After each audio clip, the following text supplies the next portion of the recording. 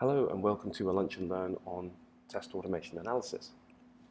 So in this Lunch and Learn, we're going to give you an overview of what test automation analysis is, the challenges we typically face, the approach we're taking in AMER to kind of face these challenges, and a summary given what we've discussed today. So as part of our overview, when we're talking about automated test types, we already kind of think about three types of test. The first being unit tests, discrete tests that work on individual pieces of code, API tests, the endpoints that we're integrating with, and then functional or UI tests. And this is the thing that we're going to really focus on today. And those can be functional tests for a web-based application or a native application that really kind of power the UI, click through all the different features, and check that the application's working properly. So I want to hit upon the test creation lifecycle. How do we actually go about writing an automated test? Well, we start off with thinking about all of the different features that we're going to develop. So we generate a story map of those particular features. From there, we'll start to break them down into JIRA tickets in the form of a backlog, which is comprised of user stories with acceptance criteria. And then once we have those details, we'll start to write our test cases. And these will be in a series of different scenarios describing how that particular feature is going to work. From there, we'll start to build that feature. So in this case, we're using the example of tagspike.com. We'll build out the necessary pages. And what we'll also do is we'll add CSS-based tags onto different elements of the page where we want the machine to be able to click and perform UI testing. And we'll also take that automation test and we'll break it down into steps where code will execute for each of those different test steps. So now we have our feature that's developed and we have our test automation code to test that particular feature. We'll then go on and perform a test execution. And it typically looks like this with, on the right-hand side, you see each of the test steps executing as it goes through, and on the left-hand side, that's the browser actually coming up and performing that automated testing.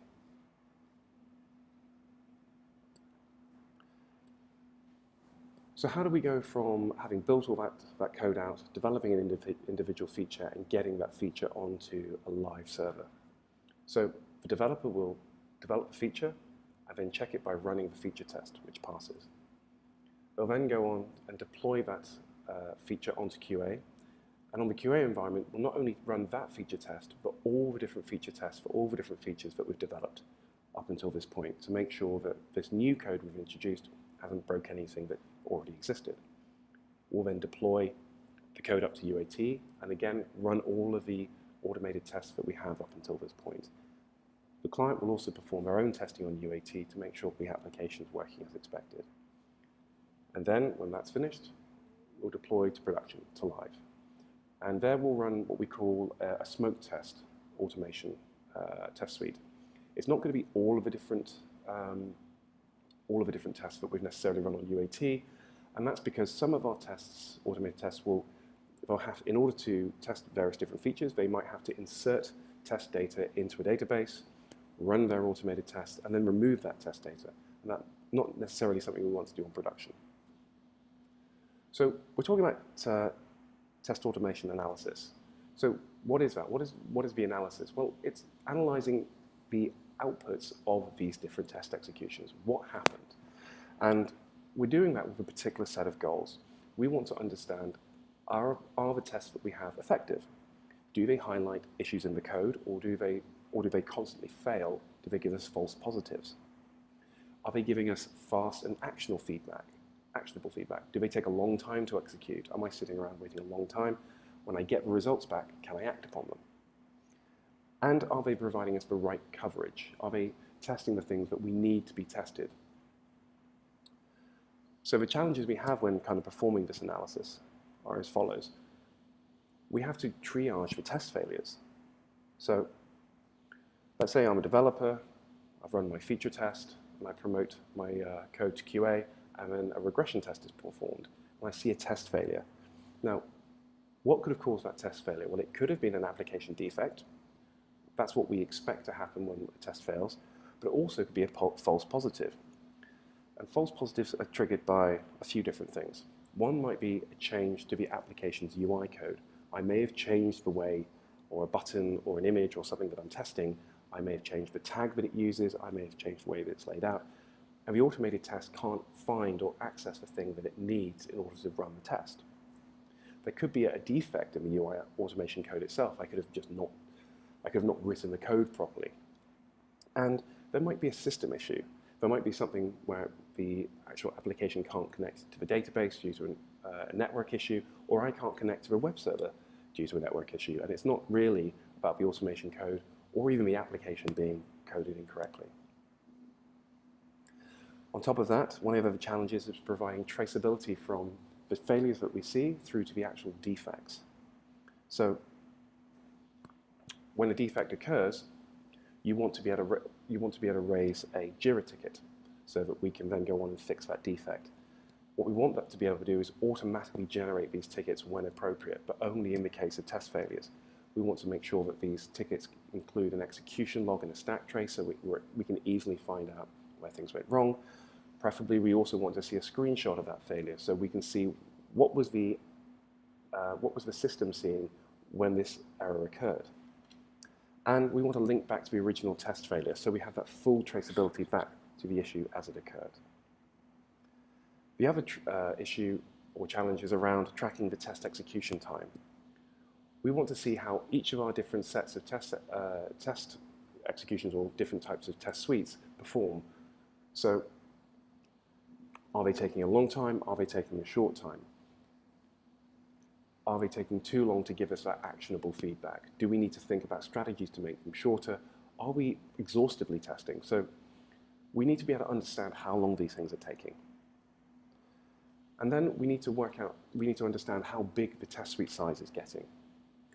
So is the test suite growing throughout my sprints? Is it growing in the right way? Do I have enough tests? Do I have enough coverage? And what do the numbers look like? And am I seeing a trend which I'm expecting, such as it should be growing, rather than growing exponentially, it should be tailing off as I get towards the end of the application suite. And finally, we need to provide some insights back to the test team. We need to be able to take all these different statistics or different metrics and then query them in different ways to try and prize out insights about how our test suite is performing. So what's our approach in AMER? Well, we've decided to use an open source package called Report Portal. And this is an open source test analysis tool that allows you to record your test results directly to this tool, and it enables easy triage and allows us to gain those insights around the test suite performance. So let's take a look at, so in the case of triage, this is particularly effective as it allows us to look at the different test failures that we have, work out if they're a particular application defect or a false positive. And I'm going to give you a demo of how we would normally triage a series of test failures as they've been reported and then work out what's going on. So here's the opening screen for Report Portal, and I can log in with my Active Directory username and password. Once I've logged in, I first see the dashboard view. And here I'm just going to click on a triage dashboard that I've set up earlier. And on the left-hand side, you can see all the different test executions. There's been 186. And of these, there are 5 issues that the system wants me to investigate. And on the right-hand side, you can see that of these different 5 issues, I've yet to investigate any of them. They're all marked amber. So if I click on there and have a look, so these are different sets of launches, which are executions of each of my different test suites. And you can see there are 5 different things to investigate. If I click on those particular 5 issues, here are all the different items that have been marked as failed that I should investigate. So the first is a test for the feature for the tag spike office pages. And the scenario that's failed is that we were checking to see if the office addresses were correct. So if I go into the first item, we can see the particular test failure. And if I scroll down, it says, given that I'm on the San Francisco office page, and then it says the error that I can see is a net read timeout. So what that suggests is that I'm unable to get to the San Francisco office page and that the connection timed out. So does this mean that the site is down, or is this just a random timeout when trying to connect to a web server? So a way that I can check is to load up a browser and then go to the particular page in question.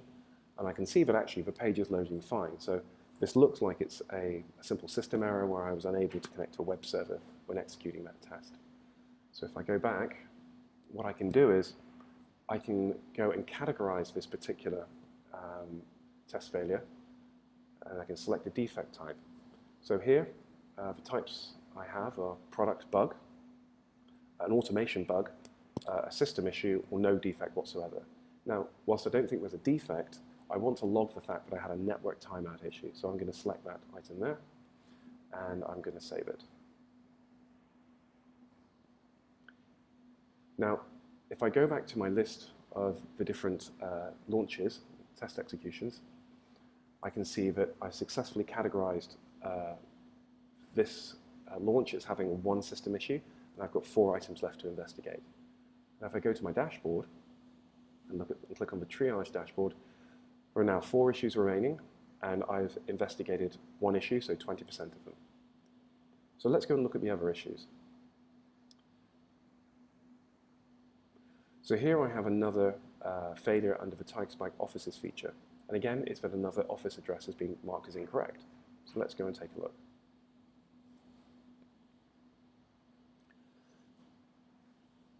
So here I can see that given I'm on the New York office page, then I should see that the correct address, telephone number, and email address for the New York office.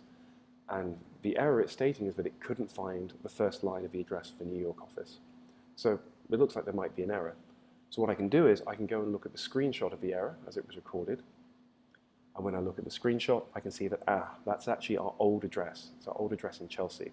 So the address on the website is incorrect. So what I can do is I can just close out that screenshot, and I can go and update the categorization of the defect, and I'm going to go mark it as a product bug and give it a description.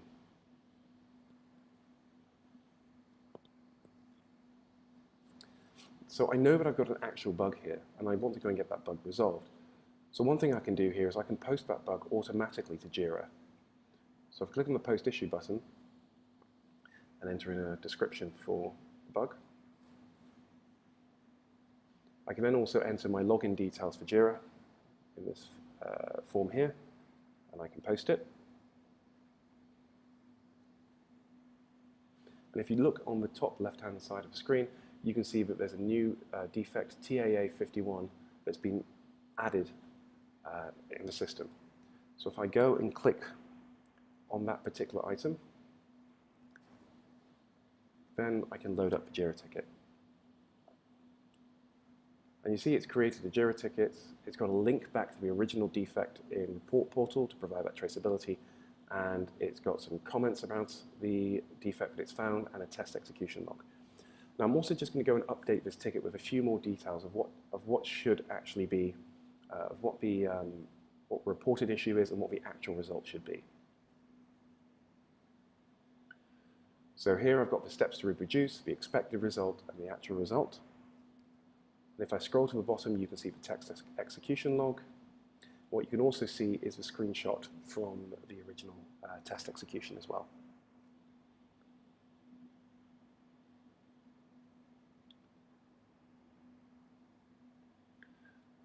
So if I return back to Report Portal system,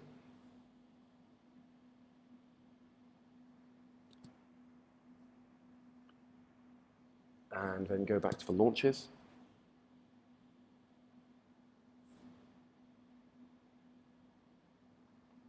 you can see that the text execution has 1 product bug added, and there are now 3 items to investigate. And again, if I go back to the dashboard and I click on triage, you can see there are still 4 issues, 1 of which is a product bug, and 3 are items to investigate. And you can see that I've got 40% of the items to investigate have been investigated. Okay, so let's go back into the remaining issues. And there's one more feature that's got three test failures, and that's the cookie prompt feature. So let's go and have a look at the cookie prompt here. So it says, given I'm on the home page, then I should see a prompt explaining that the site uses cookies. And on that test step, it's failed. And the cause of the failure is that the system was unable to find a visible element on the screen, which was tagged with the ID catapult cookie. So if I go down and check the screenshot, did that prompt actually appear? And if you look at the screenshot, yes, it says get a cookie, so that prompt appeared. So what's that suggesting to me is the UI hook or the tag that was used to describe that cookie prompt. It's different to the tag that's in my automation code. So this looks like it might be an automation bug. But we can check this by going to the website.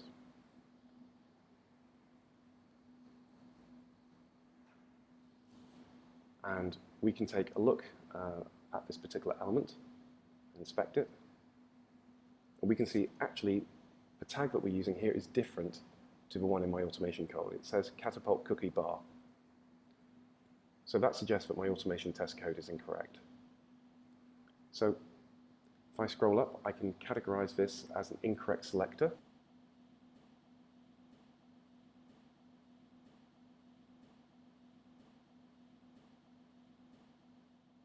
And save that.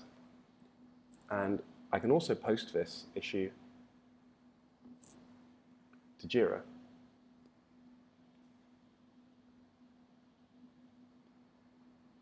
So if I enter my password, and then I can post that issue.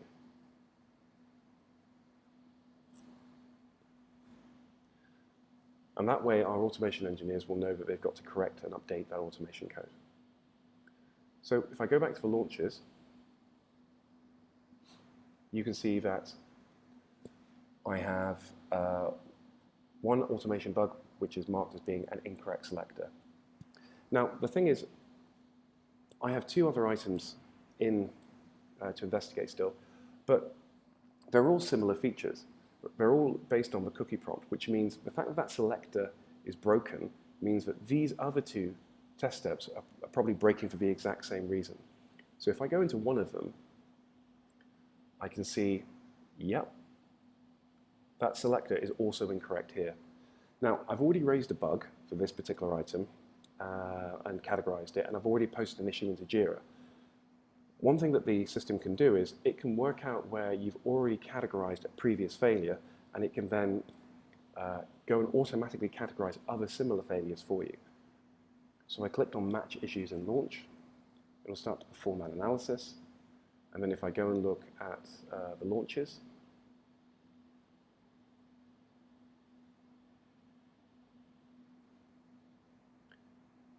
you can see that it's automatically taking those two items that were to be investigated and categorized them as incorrect selectors, just like the previous one. And if I click in and go and have another look, those failures have automatically been tagged with the same defect in Jira. And there's also an additional tag on those saying auto system, which allows me to understand that actually the system categorized those for me. So if I now return to the dashboard and look at triage again, you can see that all of the items have been successfully investigated, and from those 5 different issues, there's only actually one product bug. And the others were, 3 of them were automation bugs, and 1 of them was a system issue around a timeout. So, Report Portal actually allows us to meet these challenges head on. So, it allows us to triage test failures. And it also allows us to provide this traceability back from the test failures to the defects by allowing us to automatically push these defects into Jira and then providing a link back to those defects in Report Portal from the Jira ticket. Report Portal also allows us to use other dashboard visualizations to track things such as test execution times.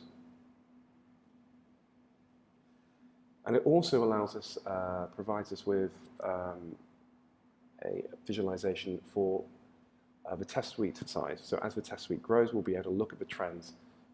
So it also allows us to address that challenge. And there are a number of different visualizations that you can use for all of your different test metrics. And they can be customized by user, they can be shared, and you can use different filters to try and gain insights. And this is an example set of different visualizations generated from some test data. So Report Portal also allows us to provide insights to help us with our analysis. So in summary, we recommend the use of Report Portal.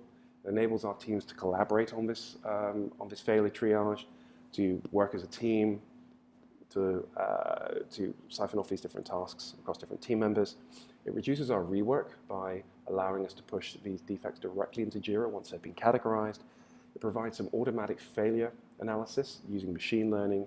Not only can you automatically categorize different failures in the same test execution, but as you build up a set of data over time, you can go immediately to the auto-analyze feature, and it can start to suggest where you might, what's causing different test failures based on previous data.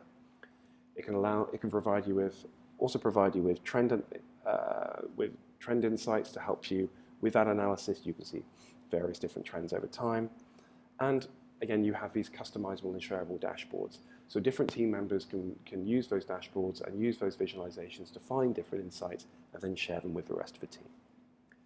So if you'd like to find out more, we have a setup and implementation guide, and we also have an example test suite integration for a series of tests written in Selenium using Cucumber and Gherkin for tigerspike.com in a repo. And there are some instructions on how to push those text execution data into Report Portal for further analysis. And all of this can be found inside Confluence at the following link. Thank you.